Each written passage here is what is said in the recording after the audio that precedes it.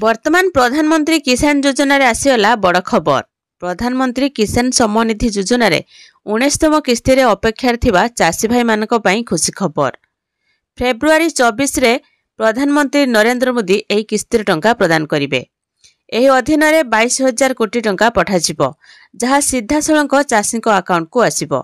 एही प्रधानमंत्री किसान योजना अधीन रे प्रत्येक हिताधिकारी को चासी को प्रति 4 मासरे 2,000 टंका लेखाए वार्षिक 6,000 टंका लेखाई दिया जाउछि।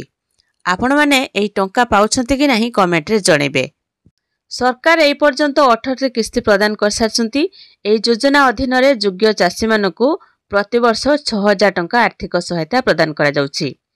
तेबे कहि रखुछु जे प्रधानमंत्री किसान सम्मान निधि योजना पई केवाईसी होछि बाध्यतामूलक। आपण माने जदि केवाईसी करिथिबे तेबे आपण माने ए 19तम किस्तीर टंका 2,000 पाइबे। आउ जदि एही पर्यंत किसान योजना रे केवाईसी करिनांती 24 तारिख पूर्वरु आपण माने केवाईसी करिनंतु, नचेत आपण माने 19तम किस्तीरु वंचित रहिबे। एही प्रधानमंत्री किसान योजनार हिताधिकारी तालिका ऑनलाइन ले उपलब्ध।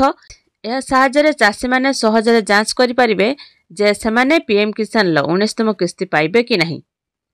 सर्वप्रथमे आपण मानकु प्रधानमंत्री किसान सम्मान निधि योजनार ऑफिशियल वेबसाइट pmkisan.gov.in को जाइकी आपण माने चेक करि परिबे। जदि आपणकर नाम तालिका रे थिबो तेबे आपणकर अकाउंट को 2,000 टंका आसीबो। तो ये थिला चासी भाई मानक पई गोटे छोट इन्फॉर्मेशन। वीडियो को लाइक करंतु, चैनल सहित जोड़ी रहबा पई चैनल को सब्सक्राइब करी पाखरे आस्थबा घंटा चिन्ह को दबाई ऑल सिलेक्ट करनियंतु।